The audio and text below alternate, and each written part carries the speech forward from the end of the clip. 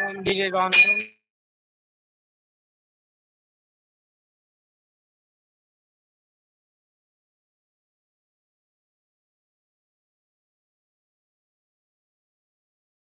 চাইলে দুধ নিয়ে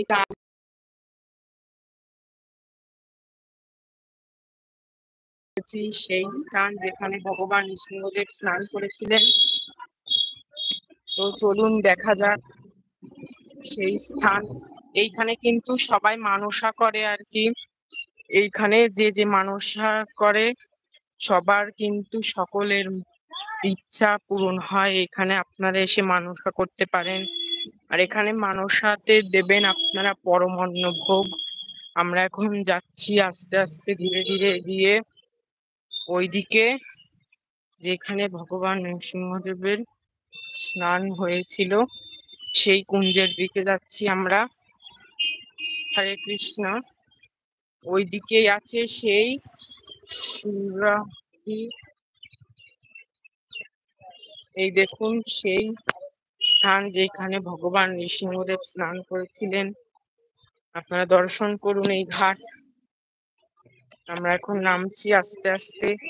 এই সেই অহোবিলা ঘাট যেখানে ভগবান নৃসিংহদেব স্নান করেছিলেন।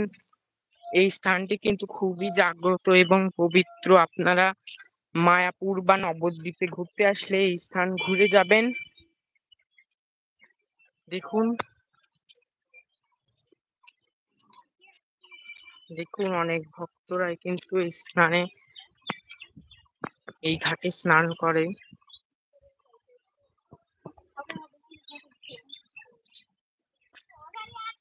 এটাই কিন্তু নৃসিংহদেবের স্নান করা ঘাট।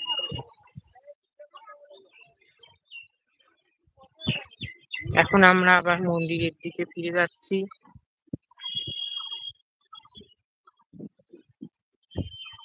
এই দেখুন ওই কিন্তু মন্দিরটি শ্রী নরসিংহ ধাম। এটা নবদ্বীপে আসলে অবশ্যই এই স্থানটি দর্শন করবেন।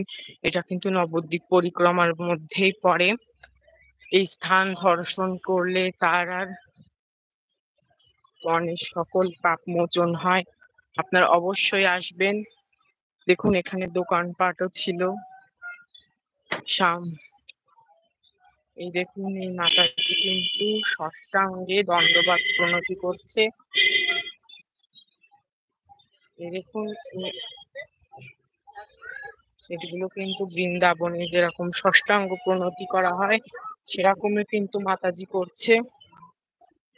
দেখুন এই স্থানেই কিন্তু ভগবান এসেছিলেন। ওই দেখুন মাতাজি প্রণাম করছে এবং একটি প্রভু ডাক খেতে দিচ্ছে, গঙ্গা জল দিয়ে দিচ্ছে। এখানে আপনারা মালার দোকান আছে, এখানে চাইলে আপনারা এসে কিনতে পারেন।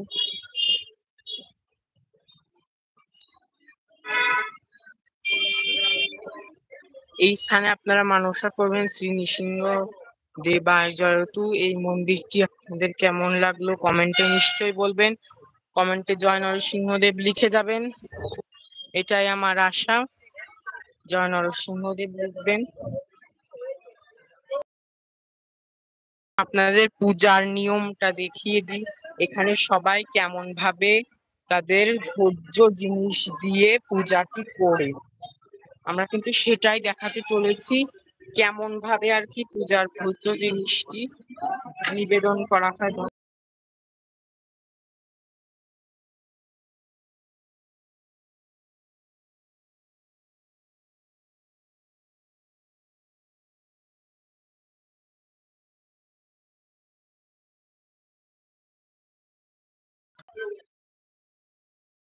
আপনারা কেমন ভাবে প্রথমে যত কিলো দুধ তার